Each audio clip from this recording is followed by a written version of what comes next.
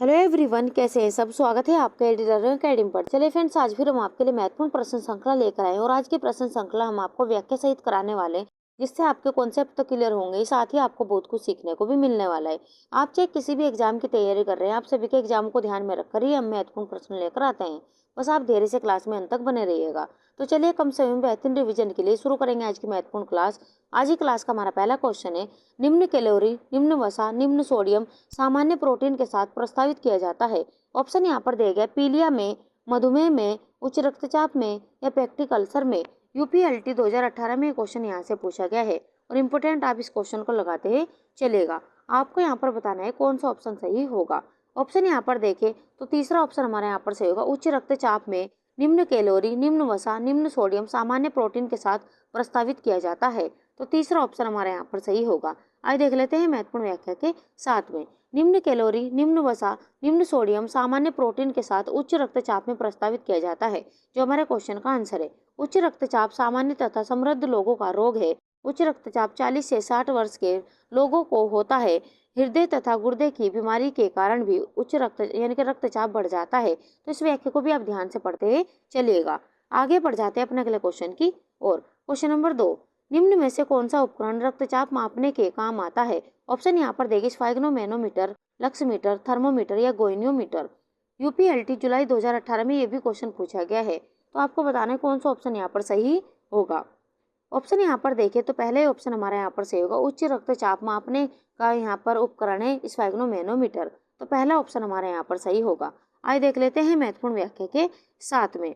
मनुष्य का हृदय गुलाबी रंग का शंक्वाकार खोखला स्पंदनशील कोमल व पेशीय अंग है। यह वक्ष स्थल में बाईं और तीसरी छठी पसलियों के बीच दोनों फेफड़ों के मध्य अधर तल की ओर स्थित होता है। स्फैग्नोमेनोमीटर यहाँ पर रक्तचाप मापने के काम आता है, जो हमारे क्वेश्चन का आंसर है। तो इस व्याख्या को भी आप ध्यान से पढ़ते हैं चलिएगा। आगे बढ़ जाते हैं अपने अगले क्वेश्चन की और। क्वेश्चन नंबर 3, हमारे शरीर में गुर्दे की सूजन की स्थिति में गुर्दों द्वारा खाली स्थान का उचित निष्कासन नहीं हो पाता है। तो किसका निष्कासन यहाँ पर उचित नहीं हो पाता, ये आपको बताना है। सोडियम, कैल्शियम, प्रोटीन या पोटेशियम। यूकेएलटी 2020 में ये क्वेश्चन यहाँ से पूछा गया है। इस क्वेश्चन को भी आप इंपोर्टेंट लगाते हैं चलेगा। ऑप्शन यहाँ पर देखें तो पहले ही ऑप्शन हमारे यहाँ पर सही होगा, सोडियम। हमारे शरीर में गुर्दे की सूजन की स्थिति में गुर्दों द्वारा सोडियम का उचित निष्कासन नहीं हो पाता है। तो पहला ही ऑप्शन हमारे यहाँ पर सही होगा। आइए देख लेते हैं महत्वपूर्ण व्याख्या के साथ में। हमारे शरीर में गुर्दे की सूजन की स्थिति में गुर्दों द्वारा सोडियम का उचित निष्कासन नहीं हो पाता है, जो हमारे क्वेश्चन का आंसर है। गुर्दे अपने काम करने में गड़बड़ी करने लगते हैं। शरीर में नमक जमा होने लगता है, जिससे आपकी पिंडली और टखनों में सूजन आने लगती है। गुर्दे की बीमारियों में एक महत्वपूर्ण बीमारी है गुर्दे में सूजन। यह वह क्षति होती है जो अगर थोड़ी ज़्यादा हो जाए तो स्थिति जीवन के लिए खतरनाक हो सकती है। गुर्दे हमारे शरीर के विषाक्त और बेकार पदार्थों को छानकर पेशाब के माध्यम से बाहर निकालने के साथ साथ पानी इनके शरीर में पानी और तरल पदार्थों का संतुलन बनाए रखती है। तो इस व्याख्या को भी आप ध्यान से पढ़ते हैं चलिएगा। आगे बढ़ जाते हैं अपने अगले क्वेश्चन की और। क्वेश्चन नंबर 4, दिए गए कूट से सही वाक्य या वाक्यों का चयन कीजिए। आपको यहाँ पर वाक्य दिए गए, ध्यान से पढ़िए और अपना आंसर यहाँ पर दीजिए। वाक्य 1, घी, मक्खन, वनस्पति तेल, आटा, मसाले एवं शहद जैसी सामग्री हेतु एक मार्क ग्रेडिंग स्वैच्छिक है। वाक्य 2, तंबाकू, अखरोट, बासमती चावल, प्याज, आलू के निर्यात हेतु एक मार्क ग्रेडिंग अनिवार्य है। कूट में ऑप्शन यहाँ पर दिए गए, एक सही है और 2 गलत है, एक गलत है एवं 2 सही है, दोनों 1 एवं 2 सही है, या दोनों यहाँ पर 1 एवं 2 गलत है। जीआईसी 2021 में क्वेश्चन यहाँ से पूछा गया है। इस क्वेश्चन को आप इंपोर्टेंट लगाते हैं चलेगा। कौन सा ऑप्शन यहाँ पर सही होगा। ऑप्शन यहाँ पर देखिए तो दोनों ही यहाँ पर सही है, 1 एवं 2 दोनों ही यहाँ पर सही है। तो यहाँ पर हमारा तीसरा ऑप्शन यहाँ पर सही होगा। आगे बढ़ जाते हैं अपने अगले क्वेश्चन की और। क्वेश्चन नंबर 5, फलों एवं सब्जियों को उनके मूल भार से 50% तक सुखाकर फ्रीजिंग करके संरक्षित करना कहलाता है। ऑप्शन यहाँ पर देखें, स्लो फ्रीजिंग, डिहाइड्रो फ्रीजिंग, त्वरित फ्रीजिंग या शार्प फ्रीजिंग। जीआईसी 2021 में ये भी क्वेश्चन यहाँ से पूछा गया है। तो जल्दी से आप अपना आंसर यहाँ पर दीजिए, कौन सा ऑप्शन यहाँ पर सही होगा। ऑप्शन यहाँ पर देखें तो दूसरा ऑप्शन हमारा यहाँ पर सही होगा, डिहाइड्रो फ्रीजिंग। दूसरा ऑप्शन के साथ में हम यहाँ पर जाने वाले हैं। आइए देख लेते हैं महत्वपूर्ण व्याख्या के साथ में। फलों एवं सब्जियों को उनके मूल भार से 50% तक सुखाकर फ्रीजिंग करके संरक्षित करना डिहाइड्रो फ्रीजिंग करना कहलाता है, जो हमारे क्वेश्चन का आंसर है। वास्तव में यह विधि अंशतः निर्जलीकरण तथा शीतकरण पर आधारित है।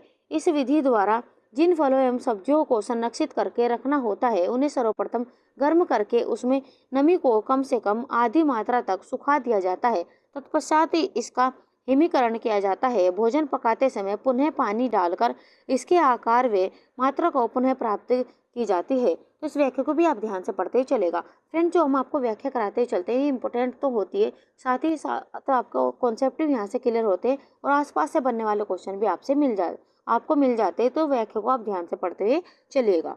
आगे बढ़ जाते हैं अपने अगले क्वेश्चन की ओर। क्वेश्चन नंबर 6, पाश्चुरीकरण किसके संरक्षण की विधि है? ऑप्शन यहाँ पर दिए गए सब्जी, पेय पदार्थ, पनीर या दूध। आपको यहाँ पर इंपॉर्टेंट क्वेश्चन लगाते हुए चलना है और ये क्वेश्चन यूपी टीजीटी 2021 में पूछा गया है। ऑप्शन यहाँ पर देखें तो पाश्चुरीकरण ये संरक्षण की विधि है दूध के। यहाँ पर हमारा चौथा ऑप्शन यहाँ पर सही होगा। आज देख लेते हैं महत्वपूर्ण व्याख्या के साथ में।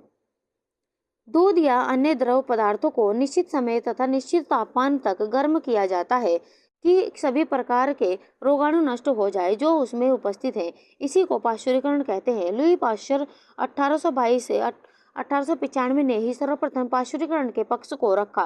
तो ये भी क्वेश्चन यहाँ से पूछा जा चुका है कि ये किसके द्वारा रखा गया था, तो लुई पाश्चर के द्वारा रखा गया था। यह अपने काल के एक उत्कृष्ट वैज्ञानिक है तथा रासायनिक शास्त्र है। लुई पाश्चर को आधुनिक जीवाणु का संस्थापक भी कहा जाता है। ये क्वेश्चन कई बार एग्जाम में पूछा गया कि आधुनिक जीवाणु का संस्थापक किसे कहा जाता है, तो लुई पाश्चर को कहा जाता है।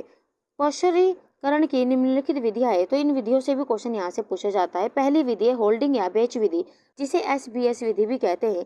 इसमें दूध को 65 डिग्री सेल्सियस पर 30 मिनट के लिए गर्म किया जाता है। इसके पश्चात तुरंत दूध को ठंडा किया जाता है। वही दूसरी विधि है उच्च तापमान या निम्न समय विधि, जिसे HTST कहते हैं। इसमें दूध को 75 डिग्री सेल्सियस पर 15 सेकंड तक गर्म करके शीघ्र ही ठंडा किया जाता है। वहीं तीसरी विधि अति उच्च तापमान विधि, जिसे UHTS कहते हैं। इसमें दूध को 93.4 डिग्री सेल्सियस पर 3 सेकंड के लिए तथा 149.5 डिग्री सेल्सियस पर 1 सेकंड के लिए गर्म करके शीघ्र ही दूध को 60 डिग्री सेल्सियस तक ठंडा किया जाता है। तो इन विधियों से भी कई बार क्वेश्चन पूछे गए और आप यहाँ पर देख सकते हैं एक ही क्वेश्चन से आपके 4 से 5 क्वेश्चन यहाँ पर बनने वाले। बस आप इन्हें ध्यान से देखते हुए चलेगा और जो भी आपको इंपॉर्टेंट पॉइंट लगे उसे साथ साथ नोट करते भी चलिएगा। आगे बढ़ जाते हैं अपने अगले क्वेश्चन की और। क्वेश्चन नंबर 7, डिब्बाबंदी के समय सब्जियों को लॉन्च करने का उद्देश्य है। यहाँ पर आपको दिया गया AB, इन्हें आप ध्यान से पढ़िएगा ऑप्शनों को, तब आप अपना यहाँ पर दीजिए। यहाँ पर ए दिया गया उत्पाद को नरम बनाना जिसे आसानी से यहाँ पर भरा जा सके। वहीं बी में दिया गया एंजाइमों को विकृत करना जो रंग एवं बनावट को परिवर्तित करते हैं। ऑप्शन यहाँ पर देखिए ए सही है एवं बी गलत है, ए गलत है एवं बी सही है, दोनों ए बी यहाँ पर गलत है या दोनों ए बी यहाँ पर सही है। GIC 2021 में क्वेश्चन यहाँ से पूछा गया है और इम्पोर्टेंट इस क्वेश्चन को लगाते चलिएगा। कौन सा ऑप्शन यहाँ पर सही होगा? ऑप्शन यहाँ पर देखिए तो चौथा ऑप्शन यहाँ पर सही होगा, दोनों ए एवं बी दोनों यहाँ पर सही है। तो यहाँ पर हम चौथे ऑप्शन के साथ में जाने वाले हैं।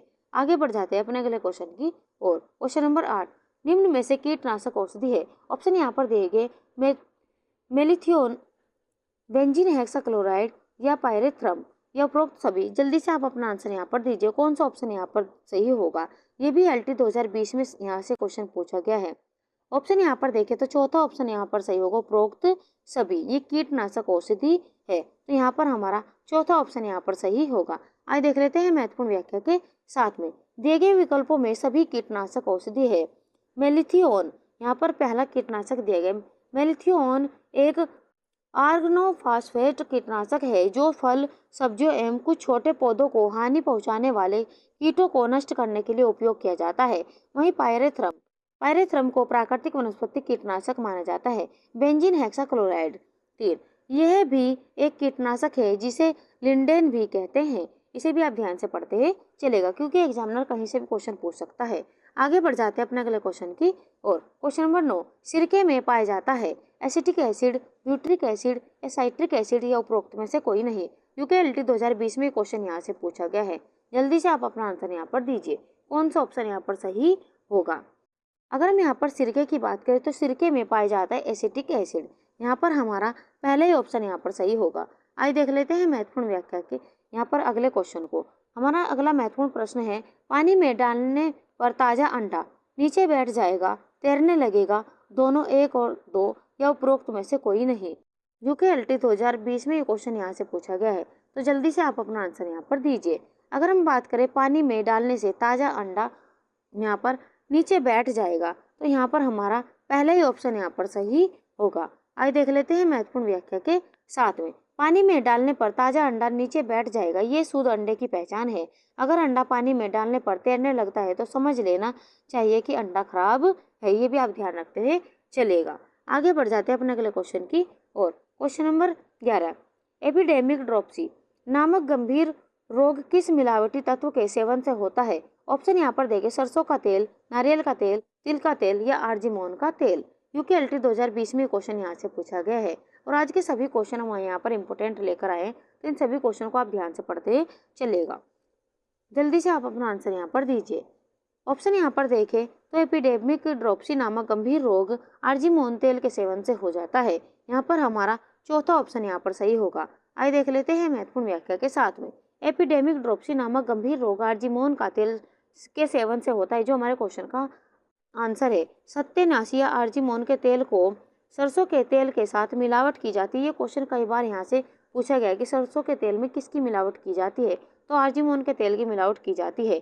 इसमें पैरों में सूजन, ज्वर, जठरांत शोथ संबंधी रोग, शरीर में दर्द आदि लक्षण दिखाई देते हैं। ये भी आप ध्यान से पढ़ते हुए चलिएगा।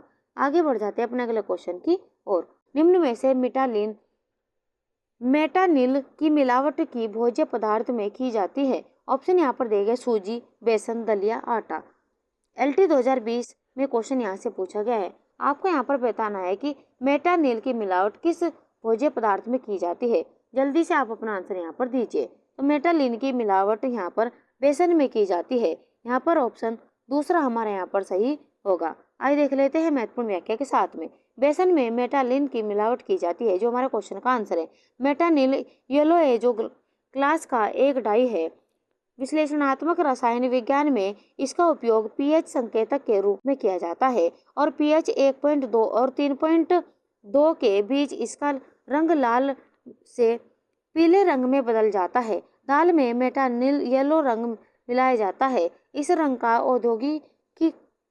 औद्योगिक प्रयोग होता है तथा इसके खाने से कैंसर होने का खतरा है। ये भी आप ध्यान रखते हैं चलेगा। यहाँ से कई बार क्वेश्चन भी पूछा जा चुका है कि दाल में मेटानिल येलो रंग में मिलाया जाता है या किस रंग में मिलाया जाता है दाल में, ये भी आपसे क्वेश्चन पूछा जा सकता है। तो ये यहाँ पर आप ध्यान रखते हैं चलेगा। इस रंग का औद्योगिक प्रयोग होता है तथा इसके खाने से कैंसर रोग होने का खतरा रहता है। ये भी आप ध्यान से पढ़ते हैं चलेगा। आगे बढ़ जाते हैं अपने अगले क्वेश्चन की और। क्वेश्चन नंबर 13, हल्दी में मिलावट का परीक्षण किस रासायनिक पदार्थ द्वारा किया जाता है?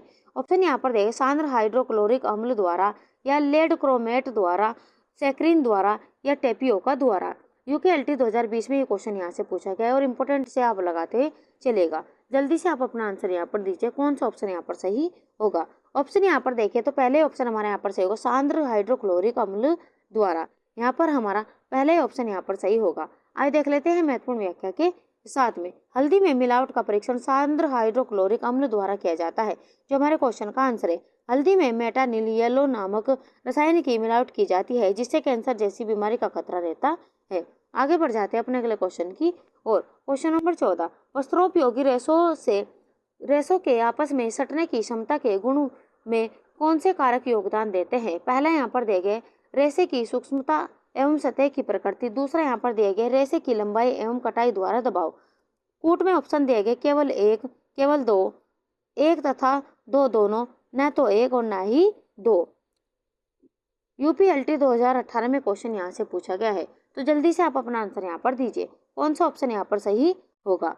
ऑप्शन यहाँ पर देखें तो पहला ही ऑप्शन हमारे यहाँ पर सही हो, केवल एक ही यहाँ पर सही है, रेशे की सूक्ष्मता एवं सतह की प्रकृति, ये यहाँ पर सही होगा। तो पहले ऑप्शन के साथ में हम यहाँ पर जाने वाले हैं। आगे बढ़ जाते हैं महत्वपूर्ण क्वेश्चन के साथ में। क्वेश्चन नंबर 15, लंबे तंतु को क्या कहते हैं? ऑप्शन यहाँ पर देंगे staple fibre, blended fibre, filament fibre या एलोंगेशन फाइबर। यूपीएलटी 18 में क्वेश्चन यहाँ से पूछा गया है।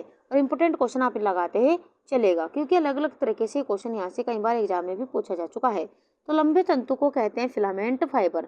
यहाँ पर हमारा तीसरा ऑप्शन यहाँ पर सही होगा। अगर यहाँ पर स्टेपल तंतु, यहाँ पर फाइबर की बात करें तो छोटे तंतु को स्टेपल फाइबर कहते हैं। ये क्वेश्चन कई बार यहाँ पर पूछा जा चुका है, तो ये भी आप ध्यान रखते हैं चलेगा। आगे बढ़ जाते हैं महत्वपूर्ण क्वेश्चन के साथ में। सीसल कौन सा रेशा है? ऑप्शन यहाँ पर दे, तने वाला रेशा, बीज वाला रेशा, कृत्रिम रेशा या पत्ती वाला रेशा। यूकेएलटी 2020 में क्वेश्चन यहाँ से पूछा गया है। और इम्पोर्टेंट क्वेश्चन आप यहाँ पर लगाते चलेगा। आपको बताना है कि सीसल कौन सा रेशा है। तो सीसल यहाँ पर पत्ती वाला रेशा है। चौथे ऑप्शन के साथ में यहाँ पर जाने वाले हैं। आइए देख लेते हैं महत्वपूर्ण व्याख्या के साथ में। सीसल पत्ती वाला रेशा होता है, जो हमारे क्वेश्चन का आंसर है। इसका उपयोग समुद्री जहाज के लंगर का रस्सा और औद्योगिक कल कारखानों में भी होता है। इसके अलावा गद्दी, चटाई, चारपाई बुनाई की रस्सी और घरेलू उपयोग में इसका प्रयोग किया जाता है। सीसल का रेशा उत्कृष्ट किस्म के कागज बनाने में उपयोग किया जाता है। वर्तमान में इसका अनेक प्रकार की वस्तुएं बनाने में उपयोग किया जा रहा है। तो इस व्याख्या को भी आप ध्यान से देखते हुए चलेगा कि इसका उपयोग कहाँ कहाँ पर किया जाता है। तो ये भी आप इम्पोर्टेंट व्याख्या लगाते चलेगा। आगे बढ़ जाते हैं अपने अगले क्वेश्चन की और। क्वेश्चन नंबर 17, लिनन या फ्लेक्स का क्रॉस सेक्शन दर्शाता है कि वह बहुकोण है, त्रिकोण है, अंडाकार है या रेखन के आकार का है। जीआईसी प्रवक्ता एग्जाम 2013-14 और जीआईसी प्रवक्ता एग्जाम 2012-13 में भी क्वेश्चन पूछा गया है, इसलिए क्वेश्चन को इम्पोर्टेंट आप यहाँ पर लगाते चलेगा। क्वेश्चन को ध्यान से पढ़िए और अपना आंसर यहाँ पर दीजिए। अगर हम यहाँ पर लिनन का क्रॉस सेक्शन दर्शाता है, यहाँ पर बहुकोण है, तो यहाँ पर हमारा पहले ही ऑप्शन यहाँ पर सही होगा। पहले ऑप्शन के साथ में जाने वाले हैं। आइए देख लेते हैं महत्वपूर्ण व्याख्या के साथ में। सूक्ष्मदर्शी से देखने पर लिनन का रेशा गोल आकृति का, लंबा एवं सीधा दिखाई देता है, जिससे के बीचों बीच में बांस के समान गांठ दिखाई देती है। इसके दोनों सिरे नुकीले होते हैं। लिनन को क्रॉस सेक्शन में देखने पर लिनन बहुकोण या पंचकोणी होता है। ये क्वेश्चन इंपॉर्टेंट आप लगाते हैं चलेगा। इस व्याख्या से कई बार क्वेश्चन अलग अलग तरीके से भी पूछे जा चुके हैं। आगे बढ़ जाते हैं अपने अगले क्वेश्चन की और। क्वेश्चन नंबर 18, आर्द्र ताप दबाव में ऊनी तंतु सिकुड़ जाते हैं और आपस में जुड़ जाते हैं, इसे कहा जाता है गिनिंग, फेल्टिंग, गलना या worsted. TGT 2019, Uttarakhand assistant professor 2015, GIC प्रवक्ता एग्जाम 2013-14 और जीआईसी प्रवक्ता एग्जाम 2012-13 में क्वेश्चन पूछा गया है। वेरी इंपॉर्टेंट क्वेश्चन आप यहाँ पर लगाते ही चलेगा, क्योंकि ऐसे क्वेश्चन आगे भी पूछे जाने की संभावना बढ़ जाती है, जो बार बार एग्जाम में पूछे जाते हैं। तो जल्दी से आप अपना आंसर यहाँ पर दीजिए।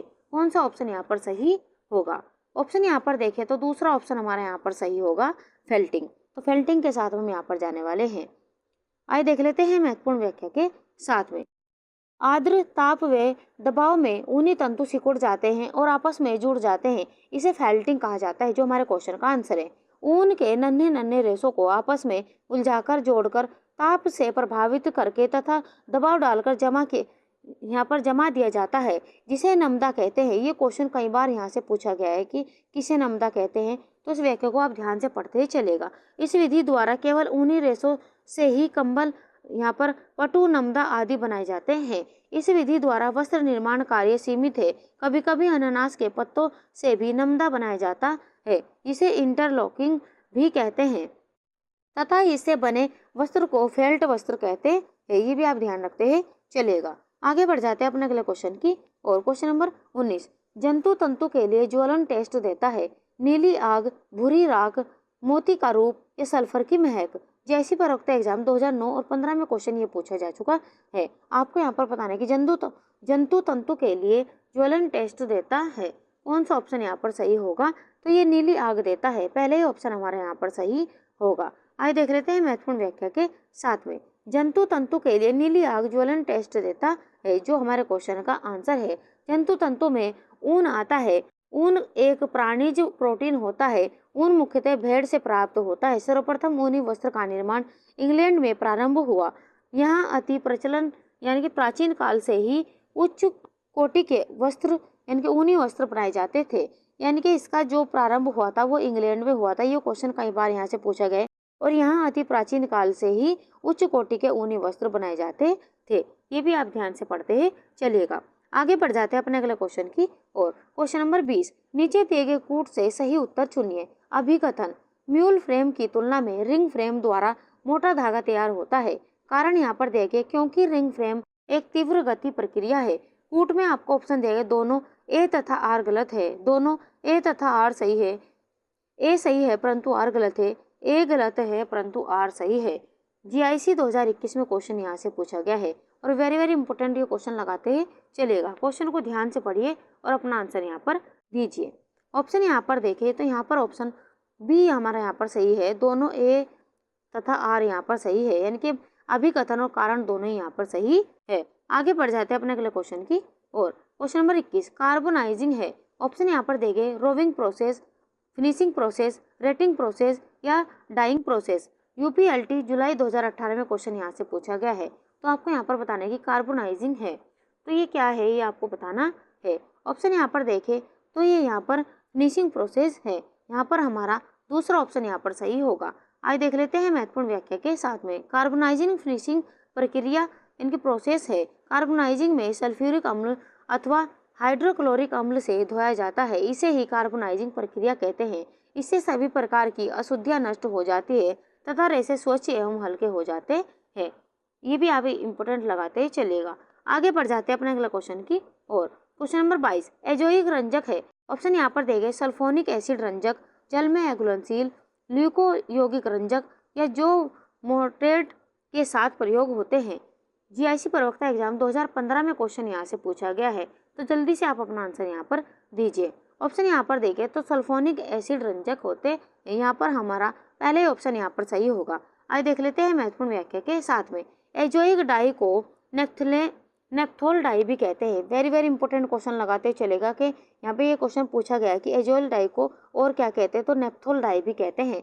वनस्पति रेशों से बने वस्त्रों की रंगाई एवं छपाई नेप्थोल रंगों के द्वारा की जाती है। सूती वस्त्रों को रंगने के लिए पहले इसे बीटा नेप्थोल एवं कास्टिक सोडा के घोल में डुबाया जाता है। इसके बाद वस्त्र को क्षारीय रंगों में रंगा जाता है। आगे बढ़ जाते हैं अपने अगले क्वेश्चन की और क्वेश्चन नंबर 23 पंजाबी फुलकारी में कौन से टाँके का उपयोग होता है? चेन, सैटिन, डार्निंग या हेरिंग बोन। जैसे प्रवक्ता एग्जाम 2013-14 और यहाँ पर 14-15 में भी क्वेश्चन ये पूछा जा चुका है। तो आपको यहाँ पर बताना है कि पंजाबी फुलकारी में कौन से टाँके का उपयोग होता है। जल्दी से आप अपना आंसर यहाँ पर दीजिए। तो पंजाबी फुलकारी में चेन टाँके का उपयोग होता है। यहाँ पर हमारा पहले ही ऑप्शन यहाँ पर सही होगा। आइए देख लेते हैं महत्वपूर्ण व्याख्या के साथ में। पंजाबी की फुलकारी दो शब्दों के मिलने से बना है। फुल प्लस कारी। फुल का अर्थ है फूल तथा कारी का अर्थ है काम, अतः फुलकारी का मतलब फूलों का कलाकारी है। ये पंजाबियों की एक महत्वपूर्ण परंपरागत कढ़ाई है। पंजाब की फुलकारी देश विदेश में प्रसिद्ध है। पंजाबी फुलकारी में चेन टाँके का प्रयोग किया जाता है, जो हमारे क्वेश्चन का आंसर है। आगे बढ़ जाते हैं अपने अगले क्वेश्चन की और क्वेश्चन नंबर 24 निम्नलिखित में से इसे जेवेल वाटर कहते हैं। Sodium bisulphide, sodium perborate, potassium permanganate या सोडियम हाइपोक्लोराइड।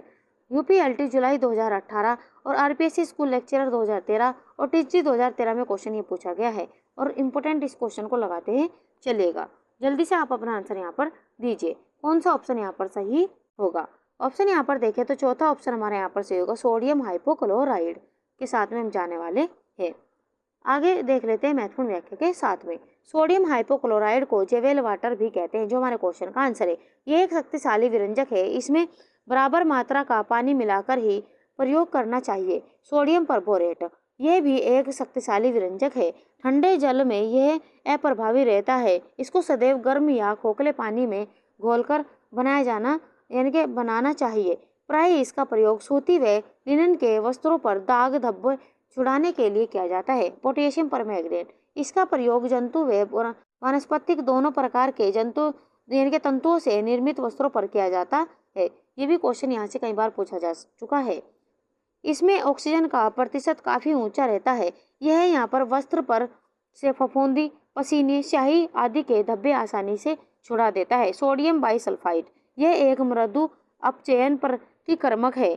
इसमें से सल्फर डाइऑक्साइड विमुक्त होता है, जो धब्बे में से ऑक्सीजन शोषित करके इसका अपचयन कर देता है।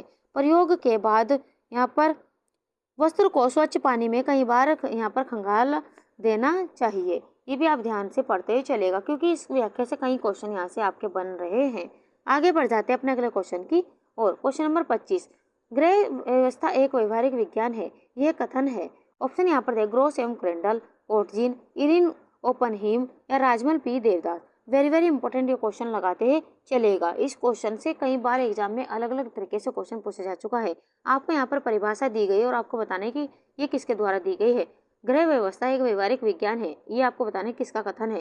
यूपीटीजीडी 2021, यूकेएलटी 2020 और जीआईसी 2017 में क्वेश्चन यहाँ से पूछा गया है। ऑप्शन यहाँ पर देखें तो महत्वपूर्ण कथन है कोटजिन का, यहाँ पर हमारा दूसरा ऑप्शन यहाँ पर सही होगा। आइए देख लेते हैं महत्वपूर्ण व्याख्या के साथ में। गृह प्रबंधन एक मानसिक व सतत प्रक्रिया है जिसमें गृहिणी कम से कम संसाधनों का उपयोग करते हुए बेहतर ढंग से अधिक लक्ष्यों की प्राप्ति करती है। इसी प्रकार पी देवदास ने यहाँ पर इनका कथन है गृह प्रबंधन की तुलना बांध से की है, यानी कि पी देवदास ने गृह प्रबंधन की तुलना बांध से की है और ये क्वेश्चन भी इम्पोर्टेंट बन जाता है। लिचफील्ड ने यहाँ पर इन्होंने होम मैनेजमेंट को साइकिल ऑफ एक्शन कहा है, तो लिचफील्ड ने होम मैनेजमेंट को साइकिल ऑफ एक्शन कहा है। वहीं कोटजिन ने गृह व्यवस्था एक व्यवहारिक विज्ञान है ये कहा है, इसलिए ऑप्शन यहाँ पर हमारा कोटजिन यहाँ पर सही होगा। ये कथन कोटजिन का है। आगे बढ़ जाते हैं अपने अगले क्वेश्चन की और। क्वेश्चन नंबर 26, घरेलू बचत के लिए निम्नलिखित विकल्प सर्वोत्तम है। बैंक, डाकघर, दोनों, 1 एवं 2 या इनमें से कोई नहीं। जीआईसी प्रवक्ता एग्जाम 2009 और 15 और यहाँ पर जीआईसी 2021 में भी ये क्वेश्चन यहाँ से पूछा जा चुका है। तो जल्दी से आप अपना आंसर यहाँ पर दीजिए, कौन सा ऑप्शन यहाँ पर सही होगा। ऑप्शन यहाँ पर देखें तो तीसरा ऑप्शन हमारे यहाँ पर सही होगा, दोनों, 1 एवं 2, ये यहाँ पर दोनों ही यहाँ पर सही है। आइए देख लेते हैं महत्वपूर्ण व्याख्या के साथ में। घरेलू बचत के लिए निम्न में से बैंक तथा डाकघर दोनों सर्वोत्तम है, अर्थात यहाँ पर विकल्प सी यहाँ पर सही होगा। बैंक यह एक संस्था है जो ग्राहकों के धन की रक्षा करती है तथा उधार देने एवं धन विनियोग इस सुविधा देने हेतु धन प्राप्त करती है। बैंक इटालियन शब्द बैंकों से बना है जिसका शाब्दिक अर्थ है बेंच पर बैठकर मुद्रा बदलना होता है। ये संस्था सरकारी तथा गैर सरकारी हो सकती है। बैंक में 3 प्रकार के खाते खोले जाते हैं, निश्चित अवधि खाता, बचत खाता और चालू खाता। अब यहाँ पर डाकघर का प्रयोग छोटे छोटे बचत को प्रोत्साहित करने के लिए खोला जाता है। ये बैंक के समान ही होता है परंतु इसमें ब्याज की दर बैंक से थोड़ी कम होती है। इसमें निश्चित अवधि खाता, बचत खाता खोले जाते हैं परंतु चालू खाता नहीं खोला जाता है। ये भी आप ध्यान रखते चलेगा। यहाँ से क्वेश्चन कई बार पूछा जा चुका है कि यहाँ पर डाकघर में कौन सा खाता नहीं खोला जाता है, तो चालू खाता नहीं खोला जाता है। ये भी आप ध्यान रखते हैं चलेगा। आगे बढ़ जाते हैं अपने अगले क्वेश्चन की और। Question number 27, social learning theory और पर्सनैलिटी संबंधित है। ऑप्शन यहाँ पर दे, एरिक्सन से, अल्बर्ट बंडूरा से, पियाजे से या स्किनर से। वेरी वेरी इंपॉर्टेंट क्वेश्चन लगाते हैं चलेगा। यूपीएलटी 2018 में क्वेश्चन यहाँ से पूछा गया है।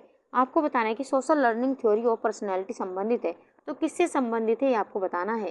तो ये अल्बर्ट बंडूरा से संबंधित है। दूसरा ऑप्शन हमारा यहाँ पर सही होगा। आइए देख लेते हैं महत्वपूर्ण व्याख्या के साथ में। सोशल लर्निंग थ्योरी और पर्सनैलिटी का सिद्धांत अल्बर्ट बंडूरा ने दिया। सामाजिक अधिगम सिद्धांतवादी व्यक्तित्व के विकास में सामाजिक अधिगम को महत्वपूर्ण मानते हैं।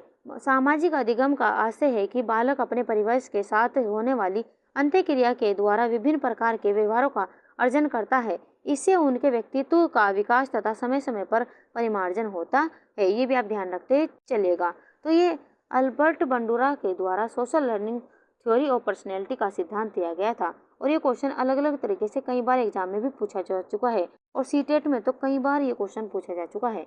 आगे बढ़ जाते हैं अपने अगले क्वेश्चन की और। क्वेश्चन नंबर 28, आकार के आधार पर परिवार होता है 2 प्रकार का, 3 प्रकार का, 5 प्रकार का या 4 प्रकार का। जीआईसी प्रवक्ता एग्जाम 2015 में ये क्वेश्चन यहाँ से पूछा गया है। आपको यहाँ पर पूछा गया कि आकार के आधार पर परिवार कितने प्रकार का होता है, तो ये 3 प्रकार का होता है। यहाँ पर हमारा दूसरा ऑप्शन यहाँ पर सही होगा। आइए देख लेते हैं महत्वपूर्ण व्याख्या के साथ में। परिवार प्रत्येक समाज में पाया जाता है, चाहे वह समाज में परंपरागत हो, आदिम हो या आधुनिक हो। परिवार ही वो कारखाने हैं जहाँ व्यक्ति का निर्माण होता है। आकार के आधार पर परिवार निम्न प्रकार के होते हैं, एकल परिवार, संयुक्त परिवार और विस्तृत परिवार, जो हमारे क्वेश्चन का आंसर है।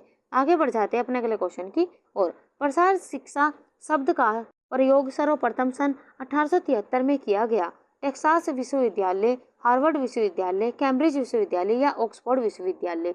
यूपीटीजीडी 2021 किस जीआईसी 2017, डाइट प्रवक्ता एग्जाम 2014-15 और यूजीसी नेट एग्जाम 2009 में क्वेश्चन पूछा गया है। वेरी वेरी इंपॉर्टेंट, इस क्वेश्चन को लगाते हैं चलेगा, क्योंकि ये क्वेश्चन आगे भी पूछे जाने की संभावना बढ़ जाती है। ऐसे क्वेश्चन ज़्यादातर एग्जामिनर उठाते हैं जो बार बार एग्जाम में पूछे जाते हैं, इसलिए उन सभी क्वेश्चनों को आप इंपॉर्टेंट लगाते चलेगा। आपको यहाँ पर बताना है कि प्रसार शिक्षा शब्द का प्रयोग सर्वप्रथम सन 1873 में प्रयोग किया गया था। तो ये कहाँ पर प्रयोग किया गया था? तो ये कैम्ब्रिज विश्वविद्यालय में प्रयोग किया गया था। यहाँ पर हमारा तीसरा ऑप्शन यहाँ पर सही होगा। आइए देख लेते हैं महत्वपूर्ण व्याख्या के साथ में। प्रसार शब्द सर्वप्रथम यूनाइटेड किंगडम देश में प्रयोग हुआ। संसार के ग्रामीण समस्याओं के समाधान की प्रमुख सबसे बड़ी शैक्षणिक अवस्था प्रसार शिक्षा ही है।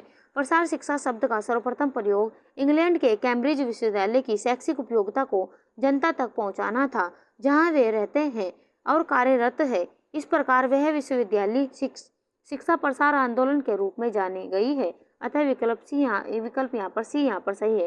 यहाँ पर कैम्ब्रिज विश्वविद्यालय में सर्वप्रथम इसका प्रयोग किया गया था। ये भी आप ध्यान रखते हुए चलेगा। आगे बढ़ जाते हैं अपनी क्लास के अंतिम क्वेश्चन की ओर, और इसके बाद हम आपको अभ्यास प्रश्न भी यहाँ पर कराने वाले हैं।